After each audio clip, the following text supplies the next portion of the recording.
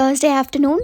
Recent டைம்ஸில் மந்தி பிரியாணியோட டேஸ்ட் வந்து ரொம்ப பிடிச்சிருக்கு. ஸோ அம்மா வீட்டுக்கு வரும்போதே ஒரு பிரியாணி பார்சல் வாங்கிட்டு வர சொல்லியிருந்தேன். அண்ட் அது கூட சேர்த்து கொஞ்சமாக ஃப்ரூட்ஸும் வாங்கிட்டு வந்திருந்தாங்க. சிக்கன் பிரியாணி என்ன தான் டேஸ்ட்டாக இருந்தாலும் பிரியாணியில் இருக்கிற ரைஸ் பிடிக்குமே தவிர அந்த பிரியாணிக்கு டேஸ்ட்டு கொடுக்குற சிக்கன் மட்டும் பிடிக்காது.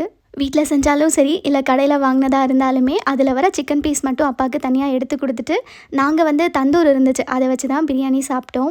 நீங்கள் யாராவது இதே மாதிரி பிரியாணியில் வர பீஸ் மட்டும் தனியாக ஒதுக்கி வைப்பீங்கன்னா மறக்காமல் கமெண்ட்ஸில் சொல்லுங்கள். அண்ட் ஆக்சுவலாக வீட்டில் நான்வெஜ் எடுத்தே 1 வீக்கு மேலே ஆச்சு. அண்ட் ஆஃப்டர்நூன் எல்லாருக்குமே கொஞ்சம் குவான்டிட்டியில் கிடச்சதுனால சாப்பிட்டது சாட்டிஸ்ஃபைடு இல்லைன்னு சொல்லிட்டு அப்பா அகெயின் கொஞ்சமாக மட்டும் சிக்கன் வாங்கிட்டு வந்திருந்தாங்க. அம்மா தான் கிரேவி வச்சாங்க. டேஸ்ட் வந்து சூப்பராக இருந்துச்சு. பச்சை மிளகா சேர்க்காமல் ரெட் சில்லிஸ் ஒரு 10 போல் எடுத்து அதுக்குள்ளே இருக்கிற விதையெல்லாம் நீக்கிட்டு சேர்த்துருந்தாங்க. அதே மாதிரி கடைசியாக தேங்காய் அதுக்கப்புறம் கொஞ்சமாக முந்திரி அரைச்சி சேர்த்ததில் டேஸ்ட் வந்து ரொம்ப நல்லா இருந்தது. அப்புறம் ஒரு குட்டி கிளாஸில் ரவை எடுத்து கொஞ்சமாக ரவா கேசரியும் செஞ்சுருந்தாங்க. ஃபைனலாக தோசை ஊற்றி சிக்கன் கிரேவியோட டின்னர் சாப்பிட்டாச்சு.